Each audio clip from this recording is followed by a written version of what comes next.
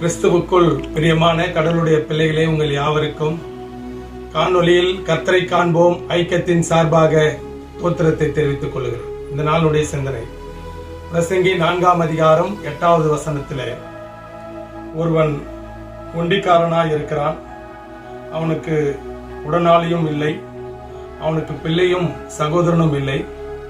அப்படி இருந்தும் அவன் படும் பிரயாசத்துக்கு முடிவில்லை. அவன் கண் ஐஸ்வர்யத்தால் திருப்தி ஆகிறதும் இல்லை. நான் ஒரு நன்மையும் அனுபவியாமல் யாருக்காக பிரயாசப்படுகிறேன் என்று அவன் சிந்திக்கிறதும் இல்லை. இதுவும் மாயை, தீராத தொல்லை. பிரசங்கி 4ஆம் அதிகாரத்திலே 8வது வசனத்திலே அழகான ஒரு வசனத்தை இங்கு நாம் படிக்கிறோம். இது சமுதாயத்தில் இருக்கிற அநேக மக்கள், குடும்பங்கள், கிறிஸ்தவர்கள் அல்லாதவர்கள் கூட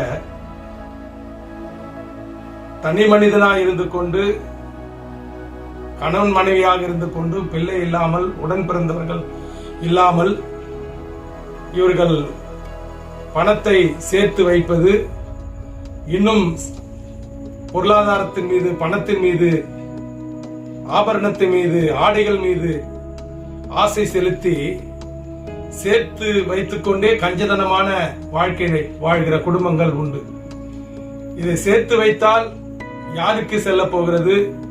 திடீரென்று இரவு மரணம் வந்துவிட்டால் அது யார் அனுபவிப்பார்கள் என்பதெல்லாம் மறந்து, பிள்ளைகள் கிடையாது, உடன் பிறந்தவங்க கிடையாது, சொந்தம் கிடையாது, யாருமே கிடையாது.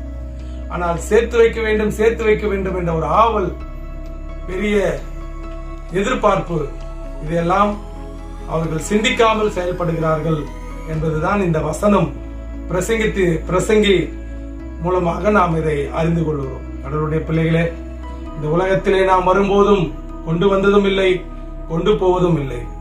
வானத்தின் கீழ் பூமியில் மேல் நடக்கிற காரியங்கள் எல்லாம் மாயை என்பதை பிரசங்கி புத்தகத்திலே நாம் படிக்க முடியும். அதனால நாளை தினத்தை குறித்து கவலைப்படாமல் ஆகாயத்து பறவைகளை பாருங்கள், அது சேர்க்கிறதும் இல்லை, நூற்கிறதும் இல்லை. மனிதர்களாகி நீங்களும் நானும் சேர்த்து வைத்து அது துருவு பிடிக்கும், அது காணாமல் போய்விடும். இதெல்லாம் மறந்து பரலோகத்திலே பொக்கிஷங்களை சேர்த்து வைத்தால் நாம் நலமுடன் வளமுடன் கடவுளுக்கு பிரியமான பாதையிலே நடக்கிறோம் என்பதுதான் சாட்சி. நீ விசுவாசித்தால் தேவனுடைய மகிமை காண்பீர்கள். ஆமென்.